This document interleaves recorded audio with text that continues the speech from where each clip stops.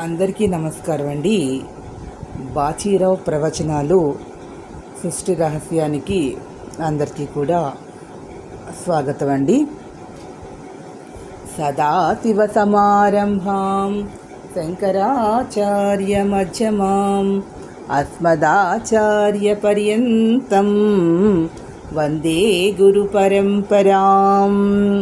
గురుర్బ్రహ్మా గురుర్విష్ణు గురుర్దేవో మహేశ్వరః గురుః సాక్షాత్ పరబ్రహ్మ తస్మై శ్రీ గురవే నమః. అస్య శ్రీ సూర్యవరప్రసాదిత శుక్లయజుర్వేదః మూలమంత్రః మూలగురుః యాజ్ఞవల్క్య రుచిః కౌండిన్యముని కాన్వముని నమో నమస్తే.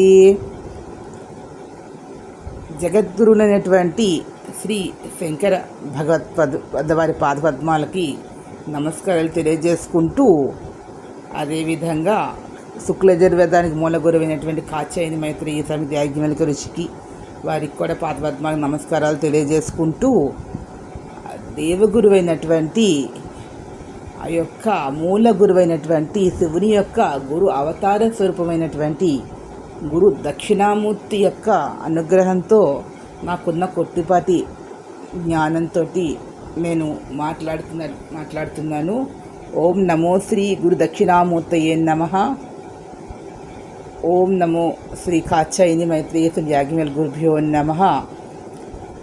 అదేవిధంగా ఈ జన్మనిచ్చినటువంటి ఈ దేహాన్ని ఇచ్చినటువంటి తండ్రికి, ఈ దేహంలో జీవాత్మని ప్రవేశపెట్టినటువంటి ఆ పరమాత్మ అయినటువంటి శ్రీమన్నారాయణుడికి కూడా నమస్కారాలు తెలియజేసుకుంటూ, ఆ యొక్క శ్రీమన్నారాయణునికి ఇష్టమైనటువంటి జ్ఞాన సభకి నమస్కారాలు తెలియజేసుకుంటూ ఈ యొక్క సృష్టి రహస్యాన్ని ప్రారంభిస్తున్నాను. జై శ్రీమన్నారాయణ, జై శ్రీ కృష్ణ. ఇక్కడ మాట్లాడుకునేటటువంటి ఈరోజు విషయం ఏమిటి అంటే, బ్రహ్మ ఏది బ్రహ్మము, ఏది పరబ్రహ్మము. బ్రహ్మము అంటే ఏంటి, పరబ్రహ్మము అంటే ఏమిటి? భగవంతుడు సృష్టికర్త, ఈశ్వరుడు ఆకారము కలిగినటువంటి వాడా, ఆకారము లేనటువంటి వాడా, సగుణుడా నిర్గుణుడా అనేసి విషయాల మీద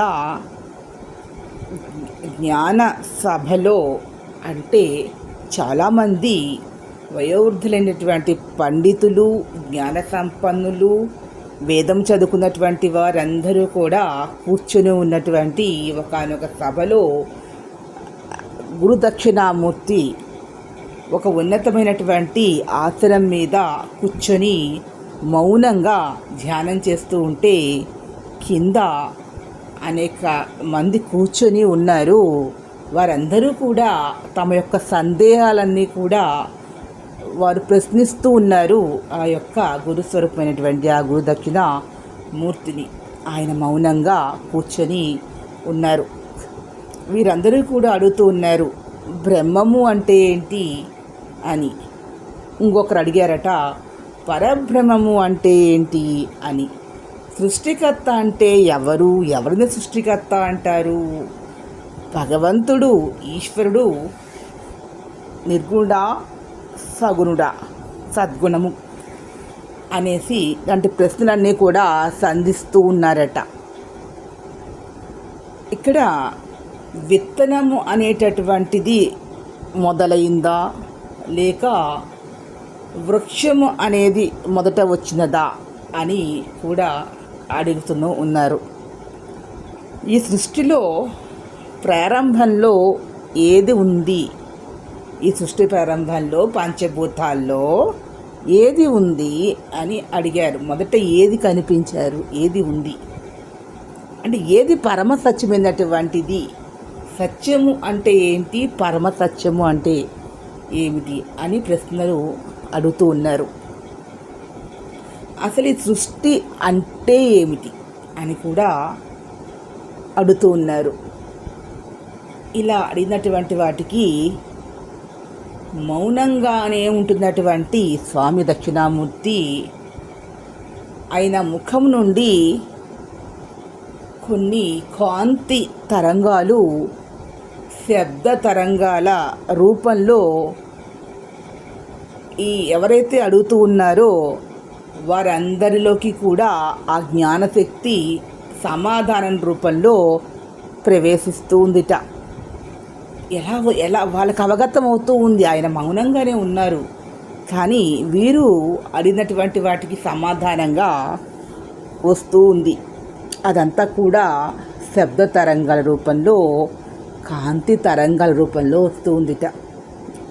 ప్రకాశవంతంగా ఏం చెప్తున్నారు అంటే, బ్రహ్మము అంటే ఏంటి, పరబ్రహ్మము అంటే ఏంటి, బ్రహ్మ అంటే ఎవరు, పరబ్రహ్మ అంటే ఎవరు. ఇప్పుడు మనకు అందరూ కూడా చతుర్ముఖ బ్రహ్మగారు ఉన్నారు, ఆయన్ని బ్రహ్మ అంటున్నారు. అంటే ఆయన అందరినీ కూడా సృష్టిస్తున్నారు కదా అని. మరి ఆ బ్రహ్మను సృష్టించినటువంటి వారు ఎవరు అంటే వారే పరబ్రహ్మ.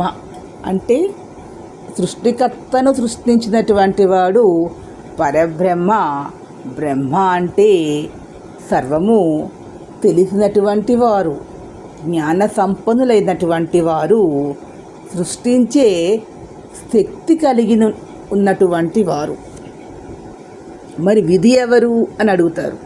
విధివ్రాత అంటారే, అంటే బ్రహ్మ విధి ఇద్దరు ఒకరేనా అంటే, ఇక్కడ బ్రహ్మ అనేటటువంటి వారు ఒక వస్తువుని తయారు చేస్తున్నారు.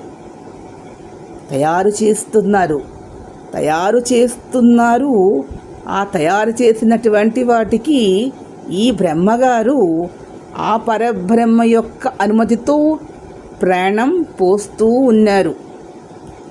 మరి ప్రాణం పోసినటువంటి ఆ బొమ్మకి విధి విధానాలు ఏ విధంగా జీవించాలి, జీవితంలో ఎంతకాలం జీవించాలి, జీవితకాలంలో వారు ఏమేమి పొందాలి, ఏమేమి వారు దూరం అవుతారు, వారి యొక్క బాధ, దుఃఖము, సంతోషము, ఇలా ఎంతకాలం జీవిస్తారు ఈ భూమి మీద, ఇవన్నీ కూడా విషయాలు ఉంటాయి కదా. అవన్నింటినీ కూడా రాసేటటువంటి వాడు విధి అని ఉంటుంది. అతన్ని విధి అంటారు, అతనే కాలుడు అని అంటారు. ఈ విధి, ఆ కాలుడు అని ఎవరైతే ఉంటారో అతనిని జయించుట ఎవరి తరము కాదు. సృష్టించినటువంటి బ్రహ్మదేవుడు కూడా పరబ్రహ్మ స్వరూపం యొక్క అనుమతితో ప్రాణం పోస్తాడే, కానీ తిరిగి ఆ విధి ఎవరైతే కాలుడు రాస్తాడో ఆ బొమ్మకి ఆ రాతని మార్చే శక్తి ఈ బ్రహ్మకి లేదు. ఎవరికి ఉంది? ఆ పరబ్రహ్మ అనేటటువంటి వారి యొక్క అనుమతితో ఈ కాలపురుషుడు వారి యొక్క రాతను రాస్తాడు. అంటే ఆ జీవాత్మ చేసినటువంటి పూర్వపుణ్య ఫలితాలను అంచనా వేసి వారికి ఆ యొక్క రాతని రాస్తాడు. అంటే ఇక్కడ ఒక న్యాయమూర్తి తీర్పు చెప్పేటప్పుడు అతను చేసినటువంటి తప్పొప్పులు ఏదైతే ఉంటాయో అవన్నీ కూడా పరిశీలన చేసి అంతిమంగా ఒక నిర్ణయం తీసుకుంటాడు కదా. అదేవిధంగా న్యాయమూర్తిలాగా ఉంటాడు. ఎవరు అంటే ఈ కాలుడు అనేటటువంటి వాడు. ఒక జడ్జిని నియామకం చేసే న్యాయమూర్తిని నియమించేది ఎవరు? ఒక ప్రభుత్వ ఉన్నత స్థాయి యంత్రాంగము, ఒక ప్రభుత్వం నియమిస్తుంది కదా. అదేవిధంగా పరబ్రహ్మ అనే ఉన్నతమైన స్థితిలో పదవిలో ఉన్నటువంటి ఆ పరమాత్మ ఈ కాలుణ్ణి ఈ పదవిలో నియమించాడు అని చెప్పవచ్చు. అంటే కాలుడు ఎవరి నియమ నిబంధనల ప్రకారముగా పనిచేస్తాడు అంటే పరమాత్మ. అంటే ఆ జీవాత్మ గురించినటువంటి సకల విధములైన విషయాలను పరమాత్మ ఆ కాలుడికి చెప్తాడు. అంతే కదా, కాలుడు విచారించుకుంటాడు. అతనే విధాత. అందుకునే విధాతని మార్చలేరు అంటారు. ఎందుకు అంటే అది ఆ జీవాత్మ చేసినటువంటి కర్మ ఫలితాల ఆధారంగా ఉంటుంది. ఇక్కడ కర్మ అంటే ఏమిటి అని అడుగుతూ ఉన్నారు. కర్మ అంటే ఏంటి, కర్మ అంటే ఏంటి అని అంటే ఇక్కడ ముందర జీవాత్మని సృష్టించారా లేదా అతని యొక్క కర్మ ఆధారంగా జీవాత్మలకు దేహాలు వచ్చాయా అంటే సృష్టి ప్రారంభంలో అనేక వేల జీవాత్మలను సృష్టి చేశాడు కదా. మరి అంతకుముందు ఆ జీవాత్మ అదే మొదటిసారిగా ఆవిర్భవించినప్పుడు దానికి కర్మ అనేది ఎలా వస్తుంది అంటే ఒక వ్యక్తి ఏ పని చెయ్యకుండాని అతను తప్పు చేశాడు అని మనం ఎలా నిర్ణయిస్తాము, అంతే కదా అని అడుగుతారు. అడిగితే అప్పుడు చెప్తాడు, ఇది సూక్ష్మాతి సూక్ష్మంగా చెప్పవలసినటువంటి విషయము. ఇక్కడ చెప్తున్నారు, కర్మ అనేటటువంటిది చాలా నిగూఢంగా ఆ కర్మతత్వాన్ని తెలుసుకునే విషయంలో చాలా నిగూఢంగా సూక్ష్మాతి సూక్ష్మంగా అధ్యయనము చేయవలసినటువంటి అవసరం ఉన్నది. దీనికి ఇప్పుడుగా సమాధానము చెప్పలేము. ఎవరంతట వారు అంతర్గత జ్ఞానముతో మనోనేత్రములతో దర్శించి అర్థము చేసుకోవలసినటువంటి విషయంగా చెప్తారు. అంటే ఇది ఏ సృష్టి రహస్యము. విధిని నిర్ణయించుట, విధిని శాసించుట ఎవరి తరముయు కాదు. అది ఏ సృష్టి రహస్యము. బ్రహ్మాన్ని తెలుసుకోవడము అసంభవము. అది ఏ సృష్టి రహస్యము. అంటే బ్రహ్మకి కూడా అహంకారము ఉన్నది, నేను గొప్పవాడిని అని. అంటే బ్రహ్మ కూడా ఇంద్రియములను జయించలేడు అనేది అనున్నది ఇక్కడ పరమ సత్యమైనటువంటి విషయము. అది ఏ మాయా మోహము వలన, అంటే బ్రహ్మదేవునికి కూడా మాయ అనేది ఆవహిస్తుంది అనున్నది పరమ సత్యము. అది ఏ సృష్టి రహస్యము. అంటే పరబ్రహ్మ మాత్రమే అన్నింటికీ అతీతము అయినటువంటి వాడు అనేది పరమ సత్యమైనటువంటి విషయంగా ఉంది. పరమాత్మ సృష్టి ప్రారంభంలో కొన్ని జీవాత్మలను సృష్టి చేశాడు, కొన్ని జీవాత్మలను సృష్టించాడు. ఆయన యొక్క మనస్సు నుండి, ఆయన యొక్క జ్ఞానశక్తి నుండి, ఆయన యొక్క ఆలోచనల నుండి కొన్ని జీవాత్మలను సృష్టి చేశాడు. ఈ కొన్ని జీవాత్మలను సృష్టి చేసినప్పుడు స్వామి యొక్క ఆలోచన ఆ సమయంలో ఆయన ప్రాతకాలంలో, సంధ్యాకాలములో, మధ్యాహ్న కాలములో, రాత్రి కాలంలో, ఇలా కాలాల్లో 5 విభజన కాలం అనేది 5 రకాలుగా విభజన చెందింది. ఈ 5 రకముల కాలాల్లో కూడా ఆయన ఆలోచన చేసి జీవాత్మలను సృష్టి చేశాడు. సృష్టి ప్రారంభంలో సృష్టికర్త ఇలా సృష్టించాడు కదా. జీవాత్మల సృష్టికర్త ఎవరు అంటే పరమాత్మ. ఇక్కడ కర్మ అనే దాని గురించి సమాధానం చెప్తూ ఉన్నారు దక్షిణామూర్తి. ఎట్లా అంటే ఇక్కడ ఇప్పుడు సృష్టించాడు కదా సమయాల్లో. ఇక్కడ మరి జీవాత్మలు అప్పుడే సృష్టింపబడ్డాయి కదా, అంతకుముందు ఏ పని చెయ్యలేదు కదా, వారికి శిక్ష ఏ విధంగా ఇచ్చారు అని అడుగుతారు కదా. అడిగిందని చెప్తున్నారు. పరమాత్మ యొక్క సంకల్పము సమయానుకూలకంగా అనేక సమయాల్లో చేశారు. ఆయన ఈ సమయాలకి గుణాలు ఉంటాయి కదా, సమయానికి గుణాలు ఉన్నాయి. అంతకుముందు మాట్లాడుకుందాము. శుద్ధ సాత్వికమని, సాత్వికమని, రజోగుణమని, తమో గుణము అని, ఇంకా ఇంకా బాగా పరమతమో గుణము అనేసి మనం మాట్లాడుకున్న విషయంలో ఇక్కడ ఆయన బ్రహ్మ ముహూర్తము అనేది శుద్ధ సాత్వికము. అంటే మళ్ళీ ప్రాతకాలము అంటే సత్వగుణము, మధ్యాహ్న కాలము అంటే రజోగుణము, సాయంకాలము తమో గుణము, రాత్రి పరమతమో గుణముగా చెప్తారు. ఇలా అక్కడ అదేవిధంగా శక్తి స్వరూపాలకు కూడా ఆ కాలాలకు అనుగుణంగా అలంకరణ చేస్తూ ఉంటారు. ఈనాటికి కూడా దేవాలయాల్లో కొన్ని ప్రాంతాల్లో దక్షిణ భారతదేశంలో అలా కాలానుగుణంగా ఆ కాలానికి అనుగుణంగా ఆమె యొక్క స్వరూపం కూడా మారుతూ ఉంటుంది.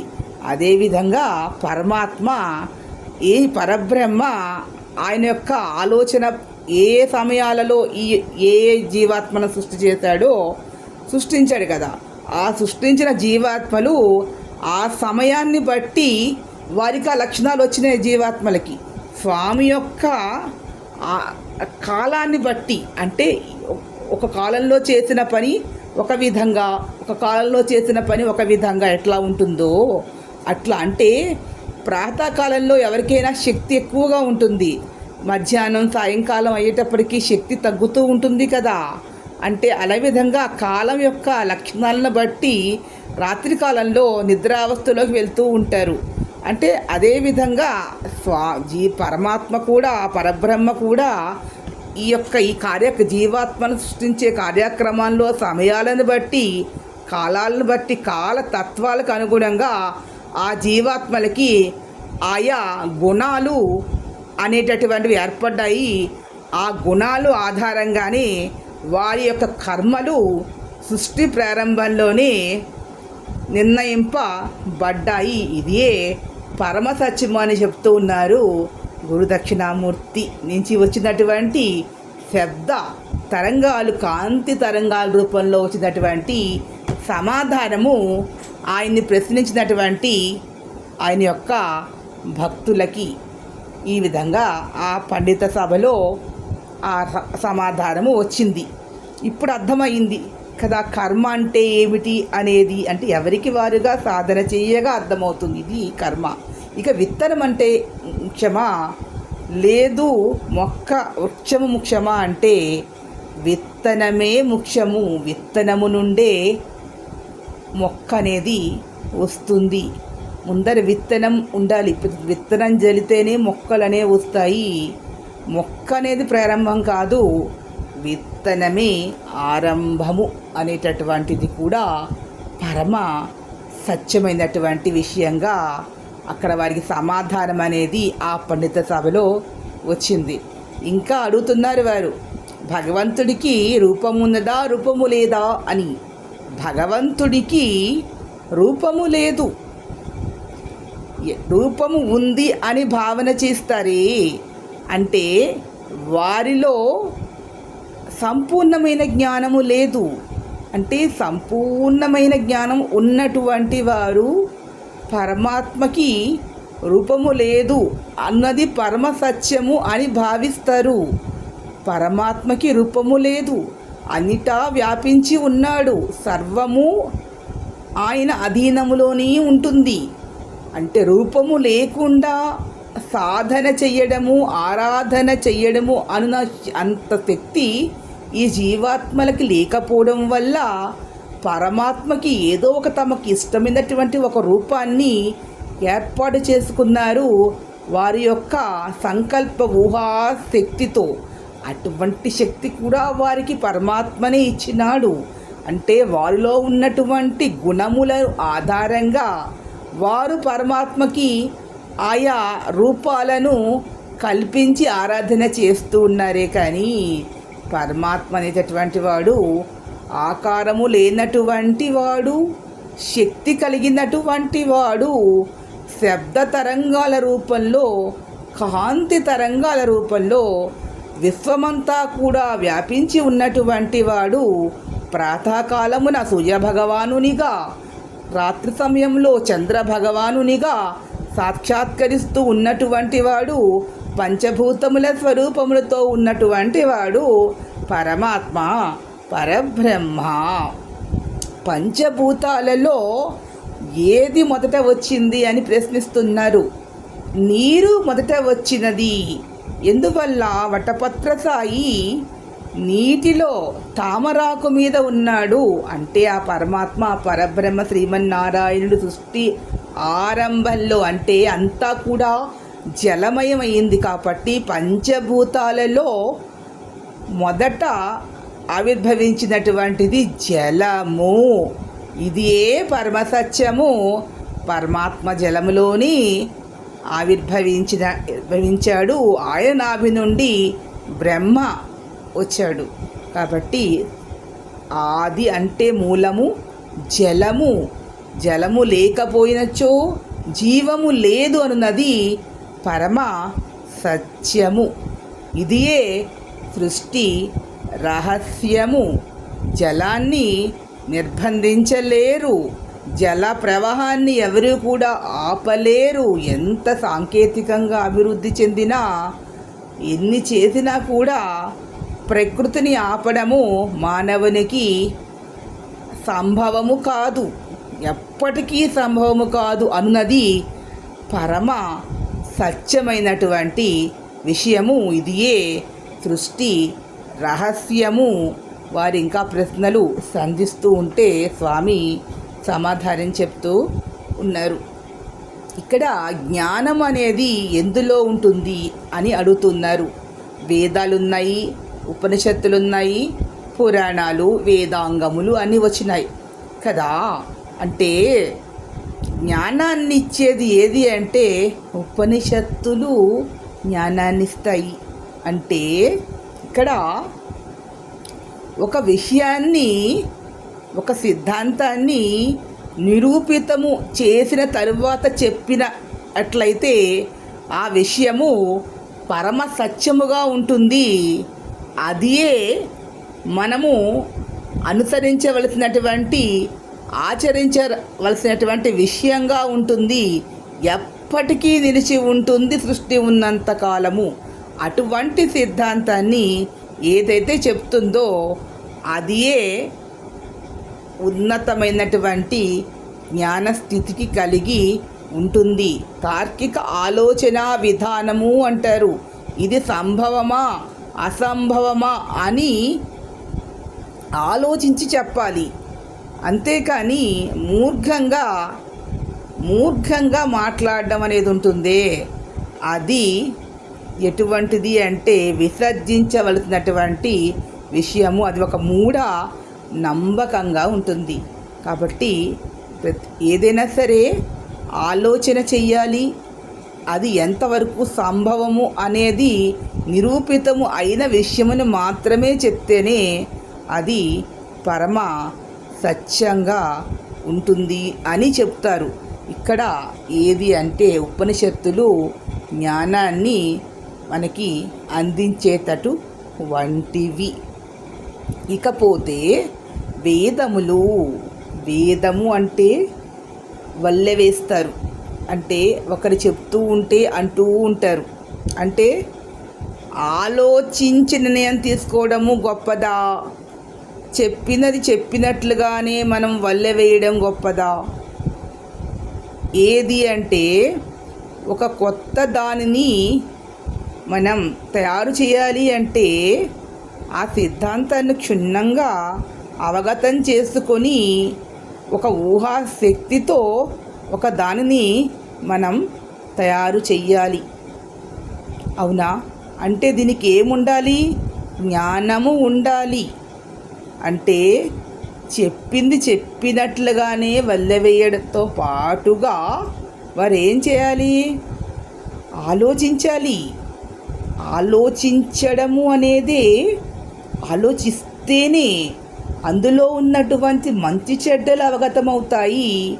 తద్వారా దీనివల్ల ఇలా జరుగుతుంది, ఇది చేస్తే ఇలా జరుగుతుంది అని చెప్పగలుగుతారు. అలాంటి ఆలోచన తత్వము కలిగి ఉన్నటువంటి వారే జ్ఞాన సంపన్నులుగా మారుతారు. అంటే శంకర భగవత్పాదుల వారు చెప్తారు, వ్యాకరణ సూత్రములను కేవలము వల్లెవేయడం వలన అతను పండితుడు అవ్వవచ్చునుగాక, తన కుటుంబ పోషణకు లౌకికపరమైన జీవితానికి అతని భుక్తి కొరకు అది పనికి వస్తుంది. అతన్ని లౌకికపరమైన జీవితంలో పండితుడు అంటారు. వేదం బాగా చదివిన వారిని పండితులు అంటారు. ఈ లోకంలో వారు గొప్పగా పిలువబడతారు. వారు భుక్తి కొరకు ఇది పనికి వస్తుంది, కానీ ముక్తి కొరకు అది పనికి రాదు. అది ఉపనిషత్తు జ్ఞానం అనేది అవగతం అవ్వాలి. కర్తవ్యం అనేది తెలియాలి. మోక్ష మార్గానికి భగవద్గీత జ్ఞానము కలిగి ఉండాలి. భగవంతుని చెప్పినటువంటి గీతా జ్ఞానము కలిగి ఉండాలి. నీ పని నీవు చెయ్యి, ఫలితాన్ని పరమాత్మ మీద పెట్టు. ఫలితాన్ని ఆశించకుండానే పని చేయాలి. ఫలితం అనేది కొద్ది ఆలస్యంగా అయినా నీవు ఎంత అయితే శ్రద్ధతో చేశావో, శ్రద్ధావా లభతే జ్ఞానం, ఎంత శ్రద్ధగా చేశావో నీ జ్ఞానము కూడా నీకు అంతగా లభిస్తుంది. కాబట్టి అందులో వారు జ్ఞానము సంపాదించాలి అంటే శ్రద్ధ అవసరం. కాబట్టి మూలము ఏమిటి అంటే శ్రద్ధ అని చెప్తున్నారు. అక్కడ తరువ జ్ఞానము అని చెప్తున్నారు. ఆ యొక్క దక్షిణామూర్తి వారు అడిగినటువంటి ప్రశ్నలకి సమాధానంగా ఈ యొక్క కాంతి శక్తి రూపంలో, అదేవిధంగా శబ్ద తరంగాల రూపంలో సమాధానాలు వస్తూ ఉన్నాయి.